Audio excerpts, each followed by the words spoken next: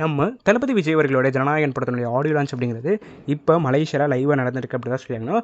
இந்த நிலையில் நம்ம அச்சுனோத் அவர்களுடைய ஸ்பீச் அப்படிங்கிறது முடிவடைஞ்சிருக்கு. நம்ம அச்சுனோத் அவர்கள் சோஷியல் மீடியாவில் ஸ்ப்ரெட் ஆகிட்டு இருக்கிற ரூமர்ஸ்க்கு முற்றுப்புள்ளி வைக்கிற மாதிரி ஒரு முக்கியமான விஷயத்தை பற்றி பேசியிருக்காரு அப்படி தான் சொல்லியாங்கணும். ஸோ அவர் எந்த விஷயத்தை பற்றி பேசியிருக்காரு அப்படிங்கிறத பார்த்தா இந்த வீடியோவில் நம்ம கிளியராக டிஸ்கஸ் பண்ண போகிறோம்.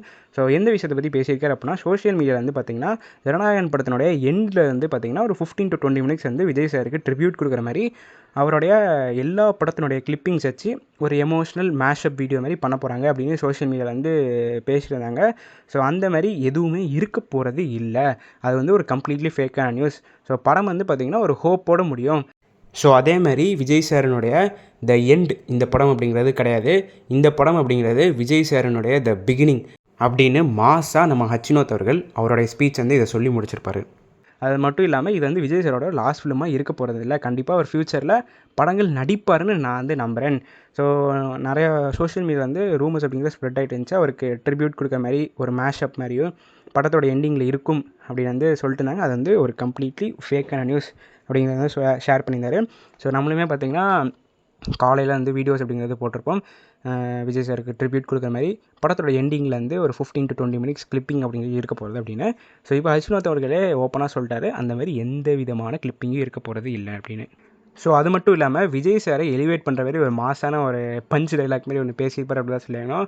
ஸோ என்ன பேசியிருந்தார் அப்படின்னா, நிறைய பேர் வந்து இது ரீமேக் படம், இதெல்லாம் ஓடாது, டியூரேஷன் வந்து ரொம்ப கூட இருக்குது, இந்த படம்லாம் எப்படி ஓடும், டியூரேஷன் கூட தான் மக்கள் பார்க்க மாட்டாங்க, அது மட்டும் இல்லாமல் ஜனநாயகன் படம் லைட்டாக முன்ன பின்ன இருக்குது, நம்ம உள்ளே புகுந்து அடிச்சிடலாம் அப்படின்னு ஒரு சில பேர் வந்து கனவு கண்டுறாங்க. அவங்களுக்குலாம் நான் ஒன்றே ஒன்று மட்டும் தான் சொல்லிக்கிறேன், ஐயா இது தளபதியோட படம் அப்படின்னு சிம்பிளாக மாசாக நம்ம விஜய் சாரை எலிவேட் பண்ணியிருக்காரு அப்படி தான் சொல்லியாகணும்.